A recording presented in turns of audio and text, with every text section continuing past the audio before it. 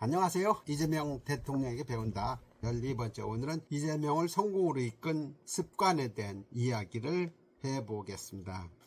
도서실 사서였던 친구 김재학은 새 책이 들어오면 제일 먼저 볼 수 있도록 해주었고, 이재명은 감사의 표시로 다른 친구에게 얻은 건빵과 서리에서 온 복숭아를 건네주었다. 아무도 간섭하는 사람이 없는 도서실은 유일하게 몇 시간 평화가 있을 그의 도피처이자 자궁이었고 영혼의 생성소이자 고향이었다. 책에는 새롭고 신기한 세상이 있었다. 책 속에는 부잣집 친구들도 가보지 못한 다른 세상을 그에게 선물해 주었다. 인간 이재명 친구에게 주어버린 시험지 중에서 성공한 사람들은 이구동성으로 독서를 해야 한다고 말합니다. 독서가 어떤 면에서 도움이 된다고 판단한 걸까요? 독서는 스트레스 해소에도 좋습니다. 영국의 서섹스 대학교 심리학 전공의 데이빗 루이스 박사의 스트레스 해소 방법에 관한 연구 논문에 따르면 책을 읽었을 때 스트레스 수준이 68%나 감소하는 동시에 심장 박동수가 낮아지고 근육의 긴장도 풀어졌다고 합니다. 이는 음악 감상 61%, 산책 42%, 비디오 게임 21%보다도 높은 수준입니다. 독서가 정신에 미치는 영향은 운동이 육체에 미치는 영향과도 같습니다. 쇼펜하워는 독서란 자기 머리가 남의 머리로 생각하는 일이라고 했습니다. 같은 책을 읽었다는 것은 때로는 사람 쌀을 이어주는 끈이 되기도 합니다. 독서가 인풋이라면 말하기와 쓰기는 아웃풋입니다. 책을 읽고 여기서 얻은 지식을 토대로 내면과 대화하는 숙성 과정을 거치면 나만의 철학과 가치관, 세계관이 익어가면서 말하기와 쓰기도 저절로 이루어집니다. 어쩌면 독서도 연설 또는 저술을 위한 각종 재료를 토대로 멋진 요리를 만드는 과정이라 볼 수 있습니다. 어린 시절의 독서는 새로운 세상을 일찍 눈뜨게 합니다. 독서는 빨리 시작할수록 내면과의 대화 등 깊은 사색이 가능해지고 농익은 사색의 결과를 정제된 언어로 훨씬 세련되게 표현할 수 있습니다. 이재명은 선거 기간에 국민과의 대화를 위한 메타버스와 캠핑, 재래시장을 찾아 즉석 연설할 때 본인의 생각과 의사를 논리적으로 감동적으로 표현하는 연설가로서 인정받았습니다. 그러나 이재명의 연설은 하루아침에 만들어진 것이 아닙니다. 경북 안동군 이안면 도천에서 태어난 이재명은 무려 6km나 떨어진 3개 초등학교를 다녔습니다. 그 시절 가장 행복했던 순간을 교무실 옆 도서실에서 책을 읽을 때였다고 수레하고 있습니다. 이곳에서 그는 문교부 지정 어린이 권장 도서를 모조리 독파했다고 합니다. 어릴 적 다독 습관은 귀한 자양분이 되어 훗날 성남으로 이사한 후 소년공 시절 10년 동안 일기를 쓰고 고입과 대입 검정고시 준비와 학력고사를 보고 대학에 진학하는 동안 소중한 밑거름으로 작용합니다. 중앙대학교 법학과에 입학하여 사법고시를 준비하는 동안에도 그는 틈틈이 운동권 필서로 알려진 사회과학 서적들을 탐독했습니다.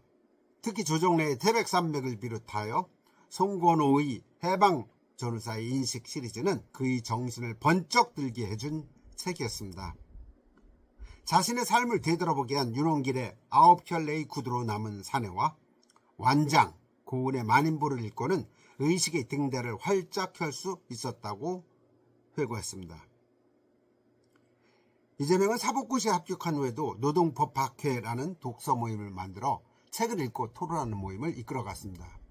2006년과 2008년 성남시장과 성남국회의원에 출마하여 낙마하자 패배 원인 중에 하나로 커뮤니케이션에 문제가 있었음을 인정합니다.